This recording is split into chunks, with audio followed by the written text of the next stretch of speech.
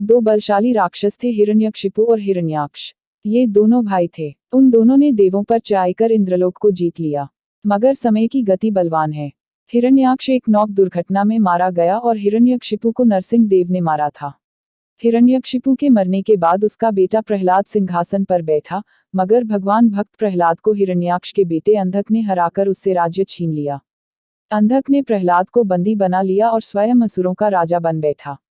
अंधक के मन में देवों के लिए पुराना बैर था। उसने अपनी सेना की शक्ति बढ़ा ली और अमरावती पर चढ़ाई करने की तैयारी करने लगा।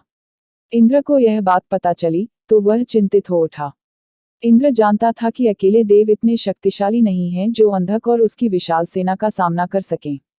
इसीलिए इंद्र ने निश्चय किया कि वह मनु की प्रतापी संतानों को अपनी सहायता के लिए बुलाए। उस समय धरती पर दक्ष प्रजापति जैसे प्रतापी राजा थे। इंद्र ने नारद जी को बुलाया और कहा, नारद जी, तुम अश्विनी कुमार और दक्ष प्रजापति के पास जाओ। देवों पर विपत्ति के बादल घिरे हैं। उनसे कहो कि इस युद्ध में वह हमारी सहायता करें। प्रजापति दक्ष की राजधानी महान नदी सरस्वती के तट पर थी। नारद और उनके साथी वहां पहुंचे। शाम का समय था। उन्हें पता चला कि इस समय दक्ष अपनी बड़ी बेटी सती और पत्नी वीरिणी के साथ सरस्वती तट पर घूमने गए हैं। देवर्षि नारद ने सोचा, जरूरी काम है। महल में बैठकर प्रतीक्षा करने में विलंब हो जाएगा। इसीलिए वह दक्ष से मिलने नदी तट की ओर ही चल पड़े। कुछ दूर चलने पर ही उन्होंने एक तेजस्वी पुरुष को नदी के तट पर टहलते हुए देखा। उनके बगल में एक प्रौढ़ा और एक युवती भी चल रही थी। युवती की सुंदरता देखकर अतिर्थ बोला, नारद जी, यह अप्सराओं में श्रेष्ठ युवती यहाँ कैसे आ गई? नारद जी हंसकर बोले, मित्र, यह प्रजापति दक्ष की बड़ी पुत्री सती है। कुछ ही दिनों में इसका विवाह होने वाला है। पता नहीं किस भाग्यशाली को यह वरण करेगी और दूसरी है दक्ष की पत्नी वीरिणी। यह कहकर नारद जी आगे बढ़े और दक्ष के पीछे जाकर बोले, दक्ष प्रजापति, मैं नारद देवलोक से आया हूँ। दक्ष ने पूछा, कहो देवराज इंद्र तो कुशल हैं। अमरावती के क्या हाल चाल हैं? नारद जी ने कहा, देवराज तो कुशल हैं, किंतु एक संकट इंद्रलोक पर मंडरा रहा है। इसी कारण मैं इंद्र का संदेश लेकर यहाँ आया हूँ। इसके बाद नारद जी ने अंधक के हमले के संभावित खतरे की बात बताते हुए कहा, देवता एक युद्ध में उससे हार चुके हैं। वह फिर आगे बढ़ता चला आ रहा है। दक्ष बोले, इंद्र की सहायता करना मेरा सौभाग्य होगा। मैं सेना सहित जरूर जाऊंगा। दक्ष ही आशा थे, जो मान गए। फिर नारद जी ने कहा, हमने धरती के दूसरे राजाओं को भी बुलवाया है। आपकी नजरों में ऐसा कौन है जिसकी सहायता हमारे लिए जरूरी है? दक्ष ने कहा, एक विलक्षण व्यक्ति है जिसका प्रभाव जनजातियों पर बहुत है। वह शिव के नाम से जाने जाते हैं। सब मनुष्य उन्हें देवादिदेव मानकर पूजते हैं। तप, बुद्धि और योग में उनसे बका कोई नहीं। यदि वह इंद्र की सहायता करने को तैयार हो जाएं, तो देवों की निश्चय विजय होगी। मुझे विश्वास है कि नारद यह कार्य अवश्य कर पाएंगे। अतिर्थ ने कहा। दक्ष ने मुस्कुराकर कहा, मैं नारद जी के गुण से भली भांति परिचित हूँ, पर तुम शिव को नहीं जानते। वह प्रकांड पंडित हैं। वह महान शिल्पी भी हैं। उन्हें अनेक सिद्धियां प्राप्त हैं। उनकी नगरी काशी इस धरती की अनुपम नगरी है। असुर, नाग, यक्ष और गंधर्व उनकी पूजा करते हैं। दक्ष की बात का सभी पर प्रभाव पड़ा। सती ने पूछा, पिताजी, अगर ऐसा व्यक्ति हमारी सहायता करे तो विजय निश्चित ही है। नारद जी ने शंका प्रकट की, मैंने शिव का नाम सुना है, मगर वह तो असुरों के पक्षपाती हैं। नहीं, ऐसा नहीं है। शिव देव और असुरों से अलग हैं। देव उनसे घबराते हैं, इसीलिए उनसे अलग रहते हैं, मगर असुर बड़े चतुर हैं। असुर उनकी शरण में जाकर उनसे वरदान पाते रहते हैं। इसी से वे बलशाली बने हैं।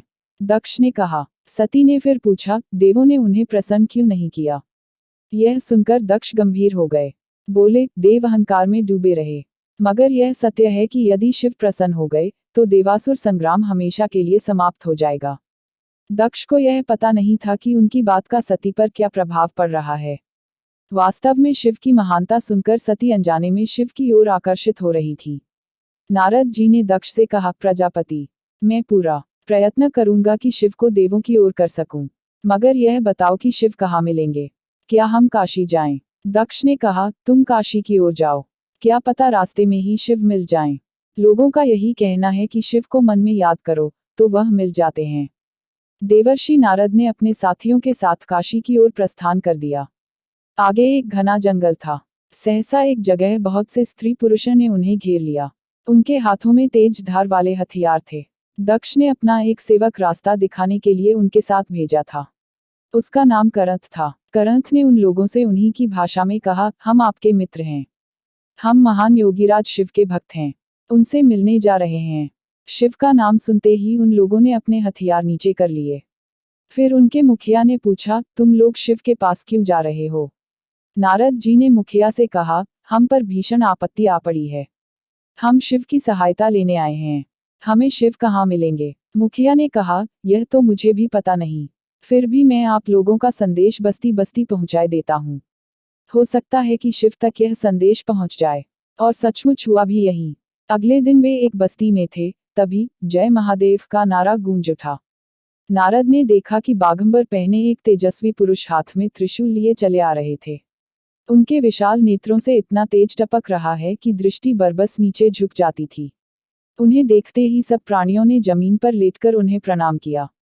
शिव आगे बढ़े और नारद जी के पास जाकर बोले, कहो नारद, कैसे आना हुआ? नारद जी ने हाथ जोड़ कहा, भगवान, देवों पर भयंकर विपत्ति आ रही है। मुझे इंद्र ने भेजा है। आप ही देवों की रक्षा करें। यह सुनकर शिव हंसकर बोले, हिरण्याक्ष और हिरण्यकशिपु से हारकर देवों को अब इस मानवलोक की याद आई है। भगवान शिव की बात सुनकर नारद का सिर झुक गया। शिव फिर बोले, मैं जानता हूं कि शक्ति पाकर असुर अन्याय हो उठे हैं, किंतु याद रखना यह धरती सभी की है। वेद, असुर, मानव सभी इस धरती पर मिलकर रहेंगे। नारद जी बोले, हम भी यही चाहते हैं भगवान। शिव फिर हंसे और बोले, नारद, अंधक का काल उसके ऊपर नाच उठा है। मैं युद्ध में जाऊंगा। यह कहकर शिव चले गए। पता ही नहीं चला कि क्षण में वे कहाँ लोप हो गए। शीघ्र ही एक विशाल घाटी में दोनों सेनाओं की मुठभेड़ हो गई। अंधक विशाल सेना लेकर आया था। उधर देवों की शक्ति भी कम न, शिव का त्रिशूल अनेक योद्धाओं का रक्त पी चुका था। उनकी सेना भूतों के समान शत्रु सेना में घुस गई। वे भयानक संहार कर रहे थे। तभी शिव ने इंद्र की ओर इशारा किया। इंद्र तुरंत आए। शिव बोले, देवराज, इतनी हत्या व्यर्थ है। हमारा उद्देश्य शत्रु को हराना है, व्यर्थ रक्त बहाना नहीं। इंद्र की समझ में कुछ नहीं आया। शिव ने त्रिशूल छोड़कर धनुष उठा लिया। फिर बोले, अंधक कहाँ है? मुझे बताओ। शिव का रौद्र रूप देखकर इंद्र भी कांप उठे। बोले, भगवान, वह बिजली के समान अश्व पर मुकुट लगाए, जो तेजी से मार काट मचाता घूम रहा है, वही अंधक है। लेकिन वह दूर है, निशाना लगाना कठिन है। शिव ने मुस्कुराकर इंद्र की ओर देखा। फिर प्रत्यंचा खींचकर बाण छोड़ दिया। बाण बाज पक्षी की तरह लपका और पलभर में अंधक का सिर जमीन पर लौटने लगा। युद्ध समाप्त हो गया। इंद्र प्रसन्न था। वह शिव को धन्यवाद देने के लिए देवों को लेकर चला, मगर तभी उसे मालूम हुआ कि शिव अपनी सेना के साथ अंतर्धान हो गए। इस युद्ध के बाद सभी देव जुटे। सभी ने देवासुर संग्राम में दक्ष प्रजापति की वीरता की सराहना की और उन्हें धन्यवाद दिया। देवर्षि नारद बोले, देवराज, हमें दक्ष प्रजापति की नहीं, भगवान शिव का धन्यवाद करना चाहिए। युद्ध में विजय हमें उन्हीं के कारण मिली।